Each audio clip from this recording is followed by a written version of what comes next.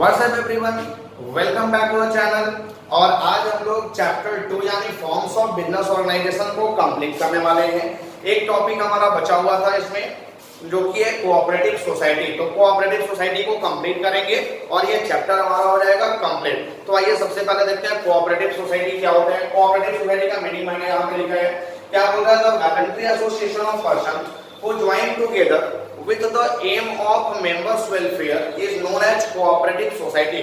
यानी कि यहाँ पे एक वॉलंटरी एसोसिएशन ऑफ पर्सन है। वॉलंटरी एसोसिएशन ऑफ पर्सन का मतलब क्या होता है कि यहाँ पे कोई भी अपनी इच्छा से फर्म को ज्वाइन करता है, सोसाइटी को ज्वाइन करता है। सोसाइटी को ज्वाइन करने के लिए उसके ऊपर फोर्स नहीं करा जाता है, उसका इच्छा है तो वो ज्वाइन करेगा। Join together with the aim of members welfare. और कोई भी यहाँ ज्वाइन करेगा उसका एम क्या होगा, सोसाइटी का एम क्या होता है, मेंबर्स के वेलफेयर के लिए काम करना, मेंबर्स का हेल्थ के लिए काम करना, मेंबर्स को हेल्प करना। तो ये होता है हमारा कोऑपरेटिव सोसाइटी। अब क्या बोल रहा है, registration compulsory under the cooperative society act 1912। अब किसी भी कोऑपरेटिव सोसाइटी का एस्टेब्लिशमेंट के लिए एक कोऑपरेटिव सोसाइटी एक्ट बना हुआ है 1912, जिसमें कोऑपरेटिव सोसाइटी का रजिस्ट्रेशन करवाना कंपलसरी है। आप without registration cooperative society operate नहीं कर सकते हैं। Next, funds are raises through members. जो भी फंड्स यहाँ पे मेंबर रेजेस किए जाएंगे, जमा किए जाएंगे, वो मेंबर्स के थ्रू जमा किए जाएंगे बाय इशू ऑफ शेयर। यानी मेंबर्स के द्वारा जो भी शेयर्स इशू किया जाएगा उसी शेयर्स के थ्रू कुछ पैसा यहाँ पे जमा होता है, फंड यहाँ पे जमा होता है। Next, minimum 10 adult member. अब किसी भी कोऑपरेटिव सोसाइटी के लिए ये रिक्वायरमेंट है कि मिनिमम 10 मेंबर चाहिए और 10 एडल्ट मेंबर चाहिए। एडल्ट मेंबर का मतलब क्या होता है कि यहाँ पे माइनर मेंबर नहीं चलेंगे, यहाँ पे एबव 18 यानी जिनका एज एबव 18 है वो यहाँ पे मेंबर बनेगा। और minimum 10 members are required for the purpose of operating the cooperative society. तो ये हो गया। अब उसके बाद इसके फीचर्स, क्या फीचर्स हैं। अगर फीचर्स को अच्छे से समझ लेते हैं तो यहाँ से मेरिट्स और लिमिटेशन ये दोनों सामने निकल कर जाएंगे। क्या फीचर्स है, सबसे पहला वॉलंटरी मेंबरशिप। वॉलंटरी मेंबरशिप का मतलब क्या हुआ कि यहाँ पे कोई भी मेंबर्स अपनी इच्छा से आ रहे हैं, कोई भी मेंबर्स अगर ज्वाइन कर रहा है तो वो अपनी इच्छा से ज्वाइन कर रहा है। यहाँ पे ज्वाइन करने के लिए किसी को फोर्स नहीं किया जा रहा है। तो एक मेंबर अपनी इच्छा से आ सकता है और अपनी इच्छा से सोसाइटी को छोड़ के जा सकता है, कोई फोर्स नहीं कर रहा है कि आप सोसाइटी में बने रहेंगे। तो फर्स्ट वॉलंटरी मेंबरशिप। सेकंड का होता है लीगल स्टेटस। अब लीगल स्टेटस क्या होता है कि जैसे ही आप अपने कोऑपरेटिव सोसाइटी का कोऑपरेटिव सोसाइटी एक्ट 1912 में रजिस्ट्रेशन करा लेते हैं तो उस कोऑपरेटिव सोसाइटी का अपना एक आइडेंटिटी हो जाता है, अपना एक लीगल आइडेंटिटी हो जाता है।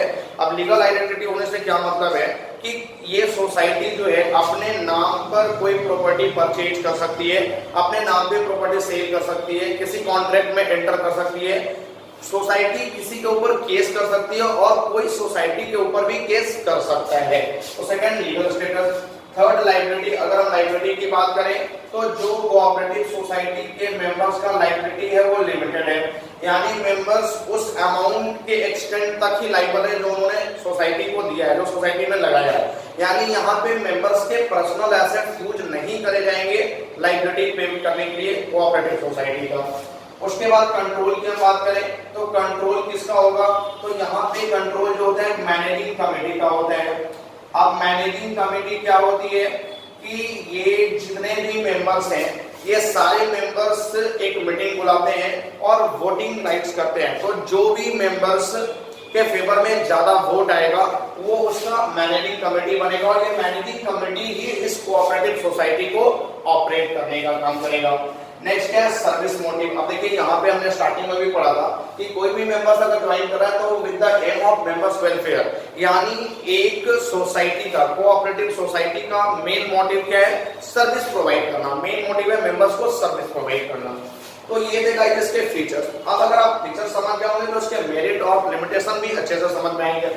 क्या है इसका मेरिट, सबसे पहला स्टेबल एग्जिस्टेंस। स्टेबल एग्जिस्टेंस से क्या मतलब है कि अगर किसी भी मेंबर्स का कोऑपरेटिव सोसाइटी में डेथ हो जाता है देन फिर भी आपका कोऑपरेटिव सोसाइटी कंटिन्यू रहेगा, उसका एग्जिस्टेंस एंड नहीं होगा क्योंकि मेंबर्स और भी हैं जो उसको चलाएंगे। यानी यहाँ पे मेंबर्स के डेथ से, मेंबर्स के रिटायरमेंट होने से हमारा सोसाइटी बंद नहीं होने वाला, सोसाइटी कंटिन्यू चलते रहेगा।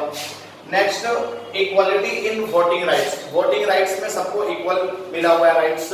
जैसे यहाँ पे जितने भी मेंबर्स हैं, कोई मेंबर्स कम पैसा लगाया, कोई मेंबर्स ज्यादा पैसा लगाया, इट्स डजंट मैटर, सारे मेंबर्स के बाद यानी यहाँ भी एक डेमोक्रेटिक सिस्टम चलता है।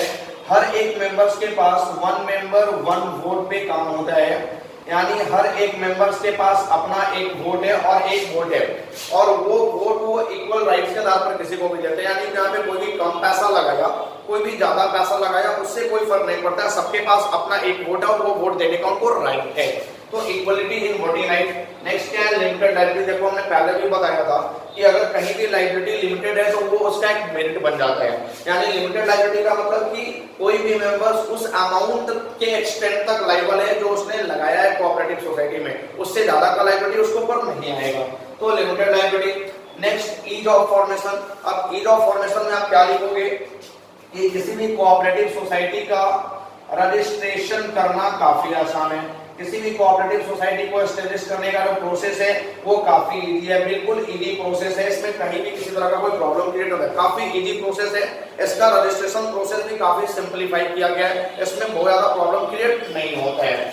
और नेक्स्ट हमारा सपोर्ट फ्रॉम गवर्नमेंट। अब गवर्नमेंट से सपोर्ट क्यों मिलता है, क्योंकि ये जो कोऑपरेटिव सोसाइटी है ये मेंबर्स के वेलफेयर के लिए ऑपरेट किया जा रहा है, मेंबर्स के वेलफेयर के लिए चलाया जा रहा है। तो कहीं ना कहीं गवर्नमेंट से भी इस कोऑपरेटिव सोसाइटी को एक सपोर्ट मिल जाता है कि भाई आप मेंबर्स के वेलफेयर के लिए काम कर रहे हैं, तो चलो आपको कुछ सपोर्ट गवर्नमेंट की तरफ से भी कर दिया जाएगा। तो ये मेरिट्स हो गए। अब नेक्स्ट इसके लिमिटेशन या डिमेरिट्स आप बोल लो, लिमिटेशन और डिमेरिट दोनों सेम है।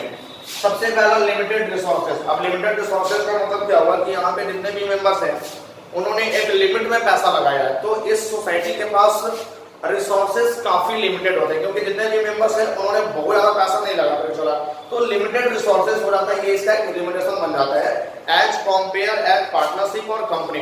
क्योंकि सोल ट्रेड बिजनेस में भी लिमिटेड रिसोर्सेज था, तो सोल ट्रेड बिजनेस से थोड़ा सा रिसोर्सेज इसके पास ज्यादा होगा, क्योंकि यहाँ पे बहुत सारे 10, 15, 20 मेंबर्स मिलकर के काम कर रहे हैं, तो रिसोर्सेज फिर भी कंपनी की अपेक्षा और पार्टनरशिप की अपेक्षा काफी कम रिसोर्सेज होगा।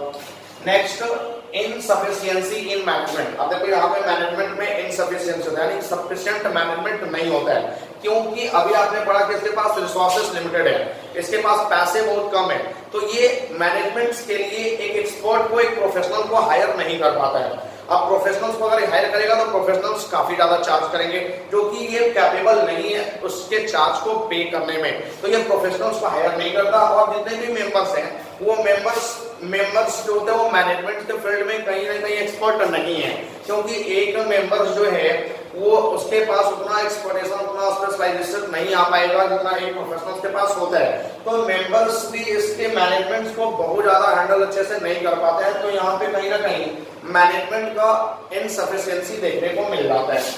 नेक्स्ट है हमारा लैक ऑफ सेक्रेसी।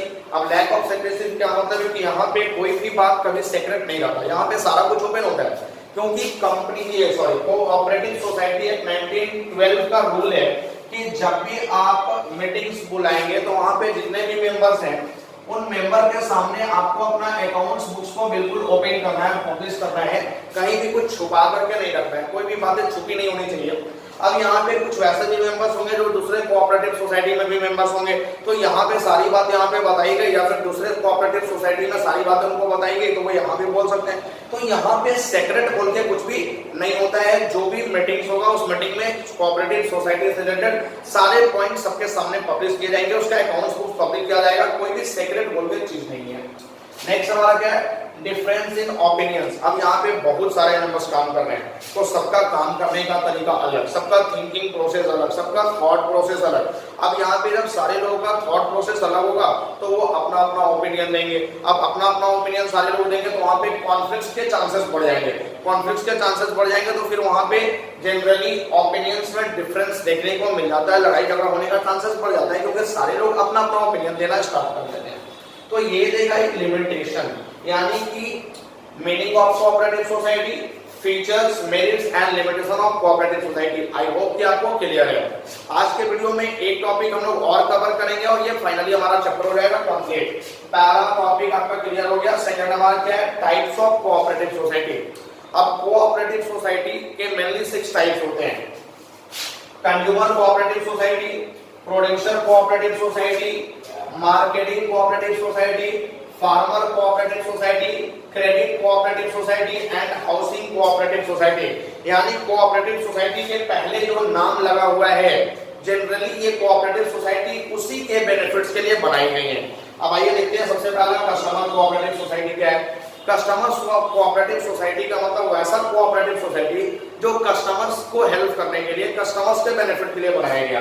क्या बोल रहे हैं? It is form to protect the interest of customer. यानी ये जो कोऑपरेटिव सोसाइटी है वो कस्टमर के इंटरेस्ट को प्रोटेक्ट करने के लिए बनाया गया है।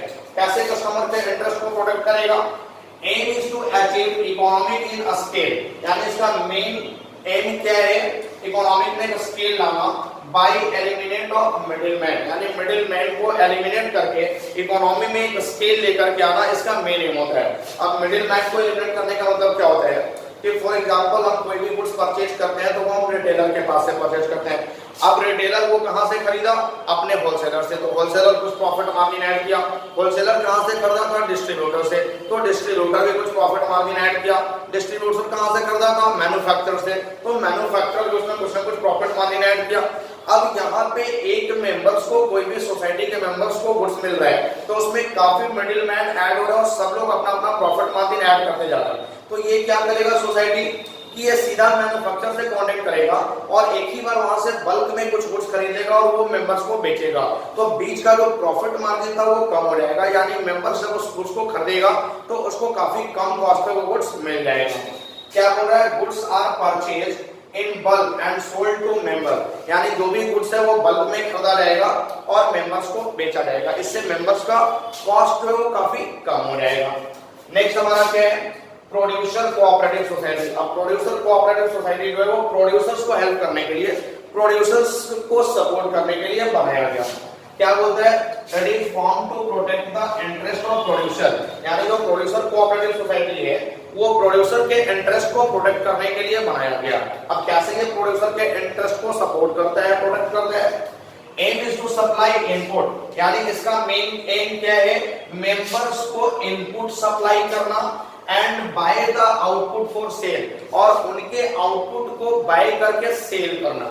यानी यहाँ पे हम एग्जांपल ले रहे हैं अमूल का। अमूल क्या होता है? कोऑपरेटिव सोसाइटी है, गुजरात से ऑपरेट होती है, गुजरात से वो ऑपरेट किया जाता है।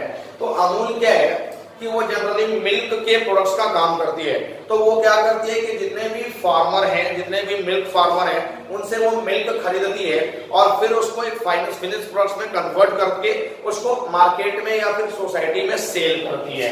तो इसका मेन एम होता है कि मार्केट से आउटपुट, यानी फार्मर, मिल्क फार्मर से आउटपुट खरीदना, फिर उसको कन्वर्ट करना फिनिश प्रोडक्ट्स में और फिर उसको मेंबर्स को, यानी सोसाइटी के मेंबर्स को सेल करना। इसके बाद to protect a small producer from the big producer. अब ये जो प्रोड्यूसर कोऑपरेटिव सोसाइटी है ये स्मॉल प्रोड्यूसर को बिग प्रोड्यूसर से बचाती है। कैसे बचाती है? जैसे कोई भी स्मॉल प्रोड्यूसर है, अगर अकेला वो मार्केट में अपना प्रोडक्ट सेल करना है तो बिग प्रोड्यूसर उसको अपना प्रोडक्ट सेल नहीं कर देंगे, बिग प्रोड्यूसर जनरली उसको दबा देंगे। तो यहाँ पे अगर अकेला पर्सन जाता है मार्केट में सेल करने, बड़े वाले प्रोड्यूसर उसको दबा देते हैं। तो ये क्या करता है? सोसाइटी में काम करता है। अब बहुत सारे लोग मिलकर के सोसाइटी में काम कर रहे हैं तो वहां पे इसको कोई दबा नहीं सकता है, बड़े प्रोड्यूसर इसको दबा नहीं सकते हैं। तो स्मॉल प्रोड्यूसर को बड़े प्रोड्यूसर से प्रोटेक्ट करने का काम प्रोड्यूसर कोऑपरेटिव सोसाइटी को आता है। नेक्स्ट हमारा क्या है? Marketing cooperative society. अब देखिए जहां भी मार्केटिंग का बात आता है तो मार्केटिंग से सीधा माइंड हमारा आता है सेल्स पे। यानी यहाँ पे सेल्स को प्रोटेक्ट करने के लिए जो सोसाइटी बनाया गया that is called the marketing cooperative society. क्या बोल रहा है? Helps a small producer to selling their product. यानी ये जो मार्केटिंग कोऑपरेटिव सोसाइटी है ये स्मॉल प्रोड्यूसर को अपना प्रोडक्ट सेल करने में हेल्प करता है।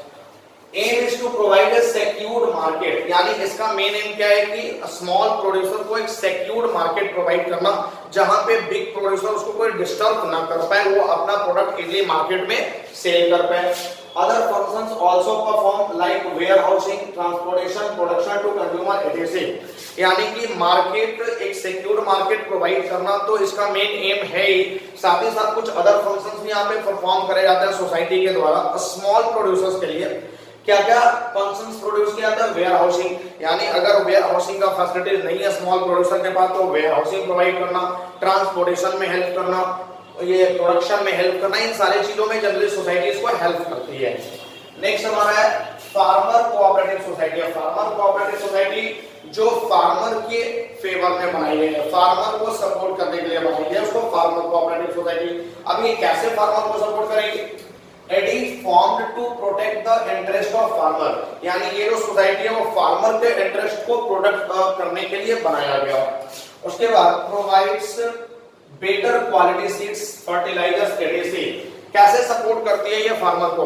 तो उनको बेटर क्वालिटी का सीड्स प्रोवाइड करके, बेटर क्वालिटी का फर्टिलाइजर्स प्रोवाइड करके। अब जनरली एक फार्मर को क्या चाहिए?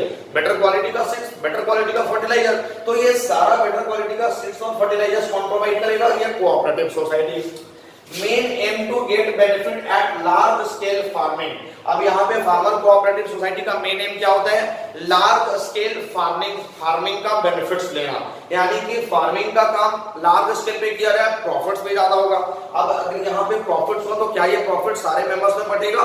बिल्कुल बटेगा, क्योंकि सारे मेंबर्स मिलकर के लार्ज स्केल फार्मिंग पे बेनिफिट ले रहे हैं, तो प्रॉफिट सबके भी बटेगा।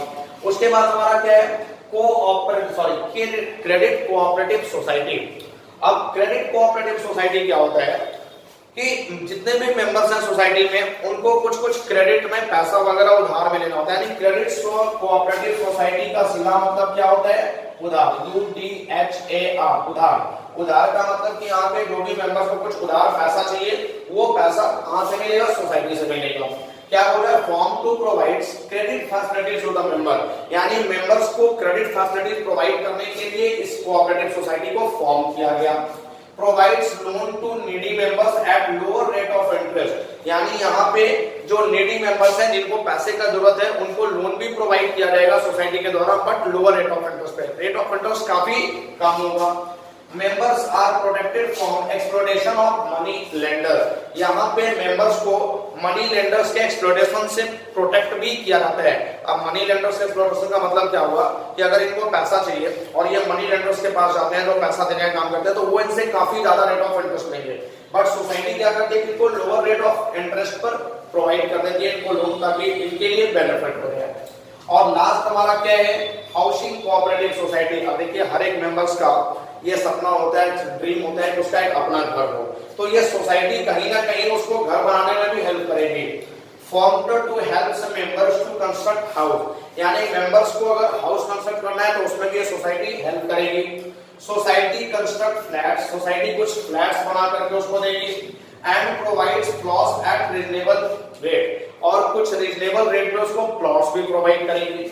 उसके बाद facility of payment in instalment, यहाँ पे एक इंस्टॉलमेंट पेमेंट का फैसिलिटी भी मेंबर को प्रोवाइड किया जाएगा कि अगर आप वन टाइम में पेमेंट नहीं कर सकते देन आप उसका पेमेंट इंस्टॉलमेंट में ही कर दीजिए। तो ये थे guys 6 types of cooperative society: consumer cooperative society, producer cooperative society, marketing cooperative society, farmer cooperative society, credit cooperative society and housing cooperative society. तो आई होप कि आपको ये सारे कुछ क्लियर है, और इसी के साथ हमारा चैप्टर हो गया कंप्लीट, चैप्टर नंबर 2। कल हम लोग लेकर के आएंगे चैप्टर नंबर 3 बिजनेस स्टडी का, उस पर हम लोग कल डिस्कस करेंगे। आज आप इसका नोट्स बनाइए, एनसीईआरटी का लैंग्वेज फॉलो कीजिए, एनसीईआरटी का लैंग्वेज को अच्छे से पढ़िए, एग्जाम में अच्छे मार्क्स आएंगे। नोट्स बना के चलिएगा, साथ साथ नोट्स बनाना बिल्कुल भी मत भूलिएगा। और आप अपना रिस्पॉन्सिबिलिटी तो बिल्कुल भी नहीं भूलना है, वीडियो को लाइक और शेयर करना मत भूलिए। अगर आप चैनल पे नए हैं तो चैनल को सब्सक्राइब भी कर लीजिए ताकि फर्दर इंफॉर्मेशन आपको मिलता है।